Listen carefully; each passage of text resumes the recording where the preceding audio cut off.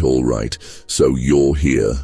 Maybe feeling a little bit like your engine's running, but the wheels ain't turning. You got that fire in your belly, those big dreams painting pictures in your mind. But when it comes to getting up and going, well, that couch sure looks comfortable, don't it? We've all been there, stuck at a red light, watching others cruise by. It's a funny thing, that gap between wanting and doing. We're gonna explore a few ways to get you out of park and into drive. So, take a breath. Let's see if we can't get you moving, not just dreaming. Now, when you're looking at a mountain, a real big ambition, it's easy to feel small, ain't it? That towering peak can make you feel like you're just a tiny speck in the grand scheme of things. But here's the thing, every mountain, no matter how colossal, is made up of countless tiny rocks. We see the whole damn mountain and we forget that even mountains are made up of tiny little rocks. Each rock, each pebble plays its part in creating that massive structure. It's the same with our goals and dreams.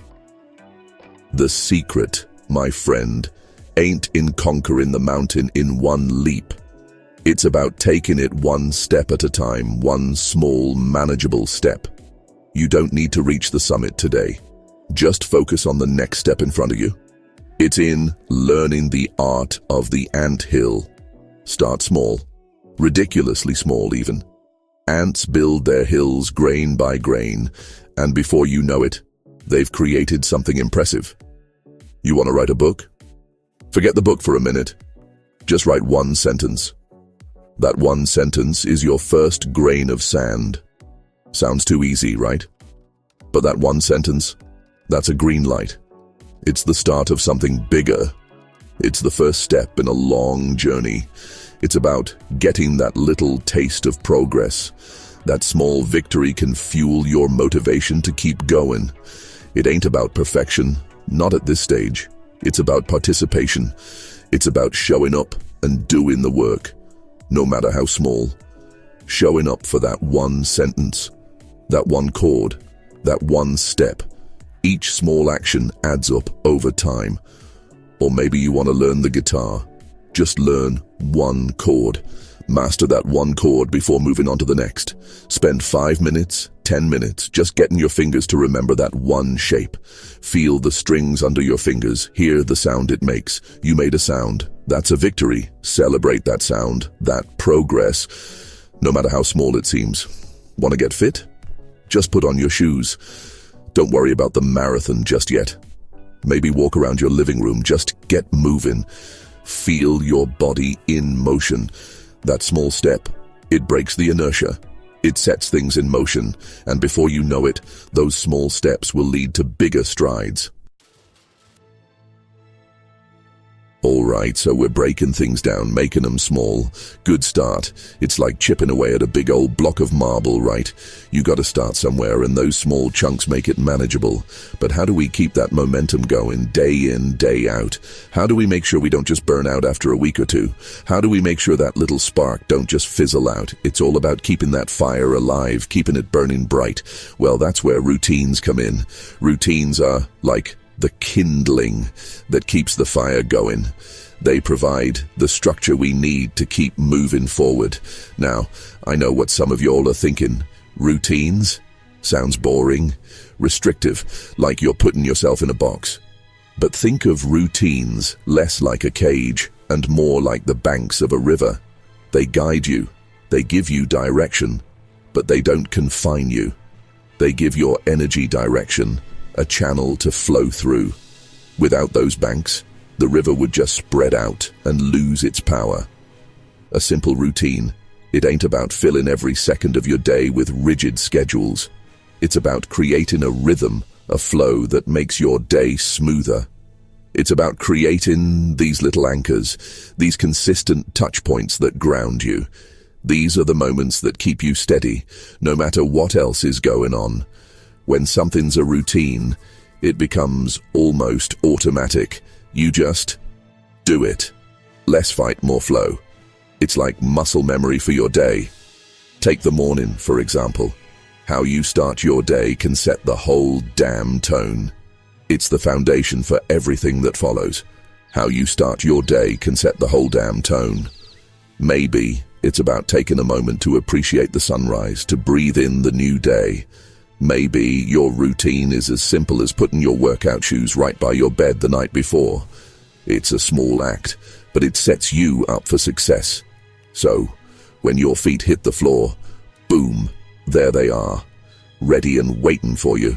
No thinking, no hesitating, no hunting around, no excuse making, just action. It's about removing the barriers that slow you down.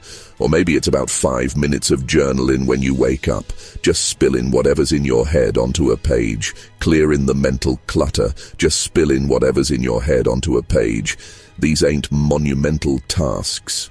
They're small, intentional acts that start to build a structure, a framework for your day. They're small, intentional acts that start to build a structure, a framework for your day. And over time, these small acts add up, creating a groove that keeps you moving forward, day after day. Alright, so we're making tasks small, building some rhythm with routines. It's all about breaking things down into bite-sized pieces, making the overwhelming feel manageable. You know, like turning a mountain into a series of small hills. But there's still those days, right? Those days when even a small task feels like a damn heavy lift, when just getting out of bed feels like a monumental effort, and the thought of tackling your to-do list is enough to make you want to crawl back under the covers.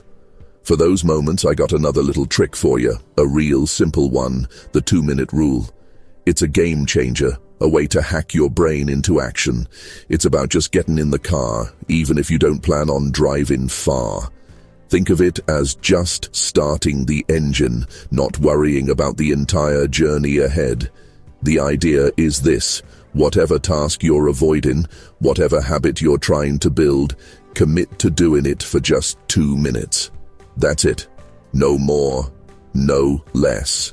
Just 2 minutes of focused effort. 120 seconds.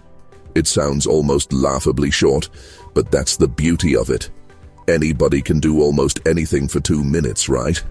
It's a time frame that's so short, it feels non-threatening, almost trivial. Want to read more? Just open the book and read 1 page. 2 minutes. That's all it takes to get started. Want to clean that cluttered room? Just tidy one small corner. Set a timer for 2 minutes. You'd be amazed at how much you can accomplish in such a short span. What happens here is kind of magical. It's like a spark that ignites a fire. See, often the hardest part of doing anything is just getting started. That initial push can feel like the most daunting part of the whole process. That initial inertia, that resistance, it's like a big old boulder blocking your path. It feels immovable, unyielding. But 2 minutes, that's not a boulder, that's a pebble. It's something you can easily nudge out of the way. You can nudge that out of the way, and once that pebble is moved, the path ahead looks a lot clearer, and once you start, something funny often happens. You keep going. That small action builds momentum. It's like Newton said, an object at rest stays at rest. An object in motion stays in motion. Once you're in motion, it's easier to stay in motion.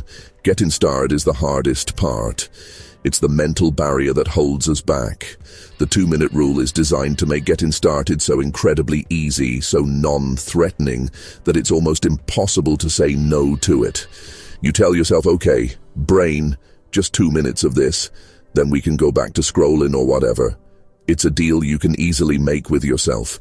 And a lot of the time, once those 2 minutes are up, you've overcome that initial hump.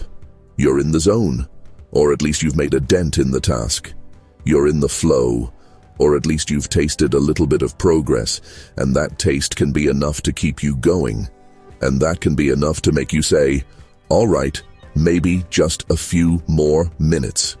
Before you know it, those 2 minutes have turned into 10, 20, or even more. This ain't about tricking yourself into hours of work. It's about making the start so easy that you can't help but begin. If after 2 minutes you genuinely want to stop, then stop. No guilt. You fulfilled your commitment. And sometimes, that's all you need to feel accomplished. Alright, so we've talked about breaking it down small, finding your rhythm, and just getting started with that 2-minute ignition. These ain't cure-alls, but they're tools, good ones to have in your belt when that road ahead looks a little too long, a little too steep. And here's a little something extra, a bonus lap, if you will. When you make these little bits of progress, when you hit those small green lights, take a second to acknowledge it. Reward yourself. I ain't talking extravagant things. Nah, a little pat on the back. 5 minutes of your favorite music. A short walk outside to clear your head. That little hit of job, well done, it reinforces the behavior. It tells your brain, hey, that felt good. Let's do that again. It makes the journey a little sweeter, makes you more inclined to keep putting one foot in front of the other. So what are you waiting for? Take one small step today. All right. Keep living.